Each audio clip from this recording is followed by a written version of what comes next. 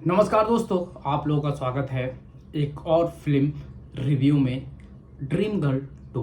Dream girl 2 आज release हुई है। मैं सेकंड शो देखने गया था, जो 12 बजे का शो था।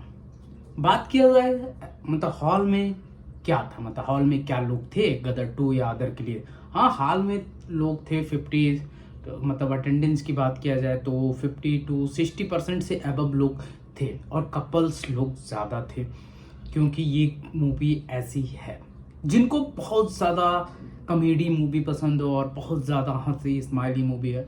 It is the awesome movie. कहीं पे भी अंशुमान खुराना का एक नहीं लगेगा कि मूवी बोर हो रही है।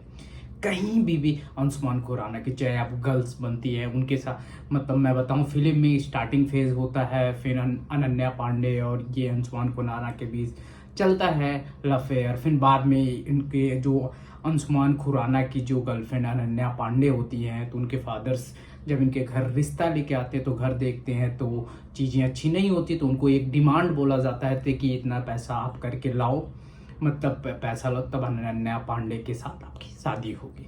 तब यहाँ से ड्रामा शुरू होता है।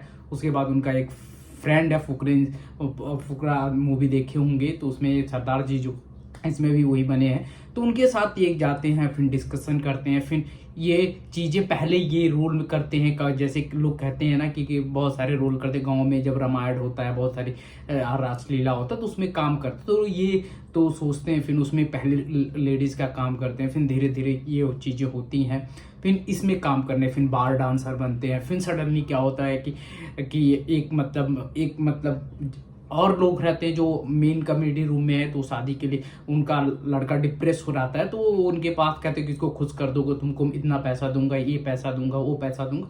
बट फिर होता है, फिर धीरे धीरे और आ जाता है डिमांड कि उनके जिनके लड़की रहती है उनके पापा जी बोलते हैं कि तुम इससे शादी कर लोगे तो 50 लाख दूंगा तुम।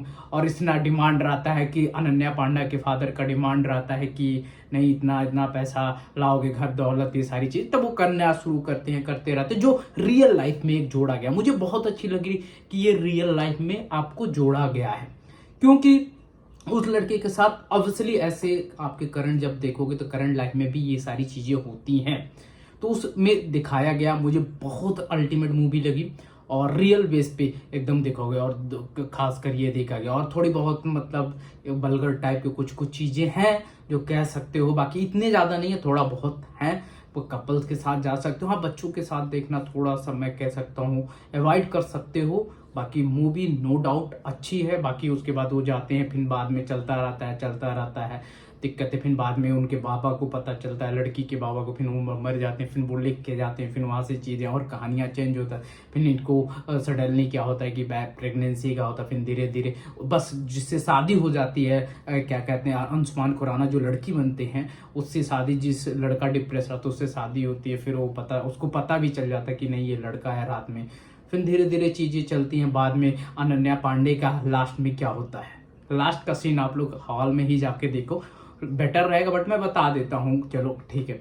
तो बट मूवी जरूर देखने जाइएगा। और उसके बाद क्या होता है कि लास्ट में एक और होता है कि जो लड़की, जो मतलब लड़का रहता है जिससे अंशुमान खुराना की शादी होती है, उसकी जो फूफा रहती हैं, फूफा जी, फूफा फूफी जो रहती है ना, उनको अंशुमान खुराना से प्यार हो जाता है। फिर वो देख लेती है, मतलब अंशुमान खुराना को प्यार नहीं होता है, उसमें फंस जाता है, कभी लड़का कभी लड़की, चेंज एक्सचेंज। उसमें बाद में अनन्या पांडे मतलब लगता है कि उनको प्यार है उससे।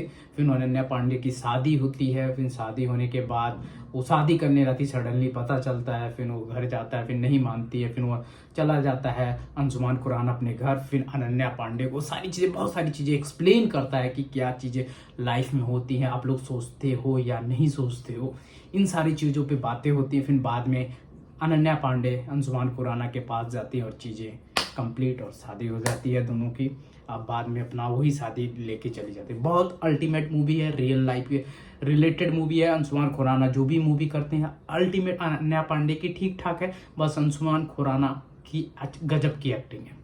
ओके गाइस, तो भाई आप लोग जरूर जाइए हॉल में देखिए। बाकी मेरा ये रिव्यू है, बट मूवी आउट ऑफ 10 बात किया जाए तो भाई 8.5 से तो मैं कम नहीं देने वाला हूँ। गाना ठीक है, कॉमेडी राजपाल यादव का भी ठीक है, राजपाल यादव कॉमेडी है, तो बहुत सारे भरा हुआ है कॉमेडी से। जिनको कॉमेडी पसंद है अल्टीमेट मूवी है, एक डिफरेंट टाइप की मूवी है जो कह सकते हो। जाके देखिए हॉल में, और लाइक करना, शेयर करना और सब्सक्राइब करना। Thank you and bye bye and take care guys.